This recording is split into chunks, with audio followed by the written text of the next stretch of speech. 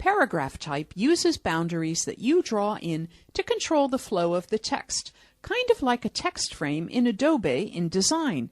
If I grab the horizontal type tool, I can move over, and instead of one quick click, I can click and drag to say the text I did like to put in here needs to flow into this area. That way I can do hyphenation and wrapping text instead of having it go off the image area. Now you will see that I have a huge cursor. It picked up the settings that I used last time. So I am going to start by making this 14 points, and it is a good idea before you even start working to change from the Essentials workspace to the Typography workspace. But since I am already in text edit mode, I will have to wait till I get some type in there to change my workspace. I am going to launch Text Edit or WordPad or Notepad, any text editor on your computer system, and you should have the chicken casserole text in your class files in your assets. I will copy that and click back on Photoshop and choose Edit Paste. The text is white on white because the last text that I created was white. So I am going to do Select All, Control A, Command A, and there is many different ways to change the type color. The first and easiest for me is to click this rectangle. This sets the text color, and I will simply choose a dark black and click OK. Now I am going to zoom in with Command plus or Control plus, and at this point I will go to my Move tool. That way I can switch my workspace to Typography. So here is the Centrals. I will select Typography, and it gives me the all-important character and paragraph panels.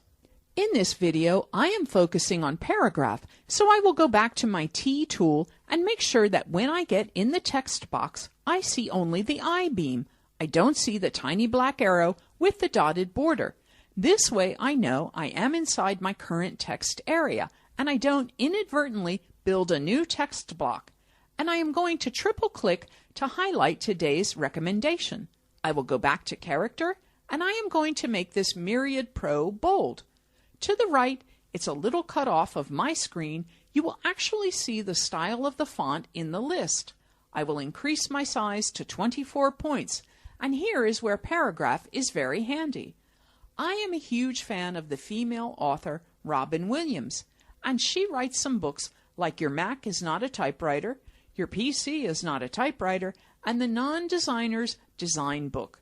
One of her golden rules is never pressed return twice in a row, because that's why computers have space after. In the paragraph panel, I have options for indenting. I also can center or right aligned or even do block style. I will select all the moment to show you that, but I will go back to left, and these last two are not often used by people who come from the Microsoft or Word world, where you are just doing word processing. Even though Word does have these features, I can do space before a paragraph or space after a paragraph.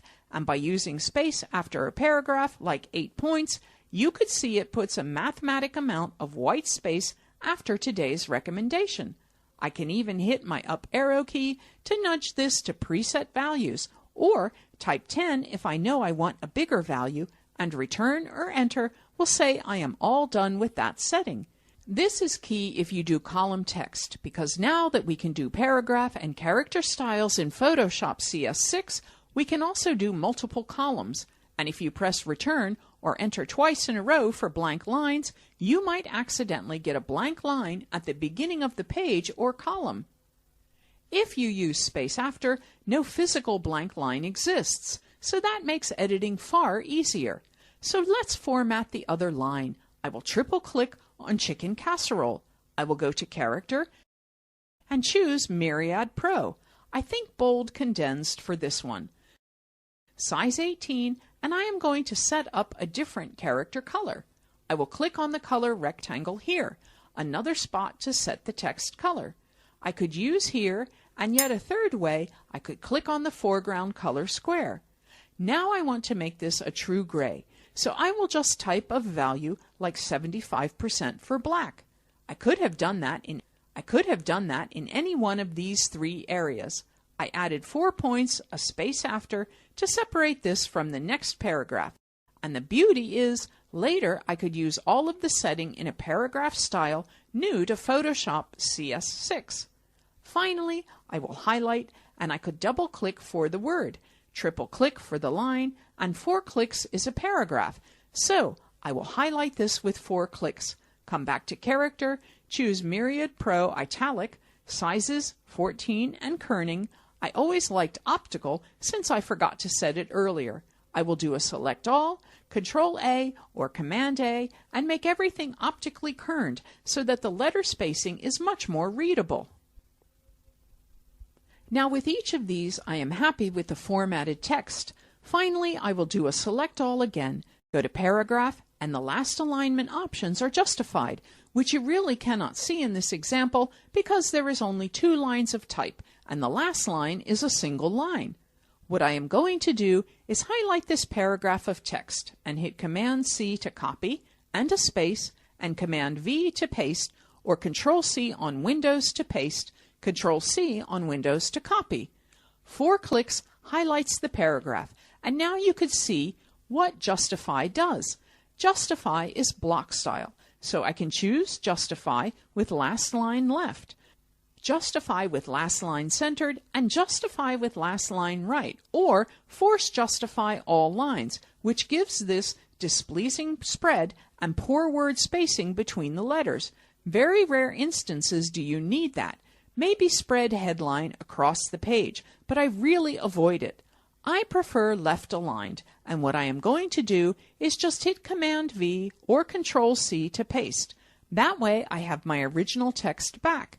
So this has been your tour of some of the settings in the paragraph panel. We have learned to use space after, to push away headings from other areas, or one paragraph away from the other. You finally have your standard left indent, right indent, and first line indent here as well.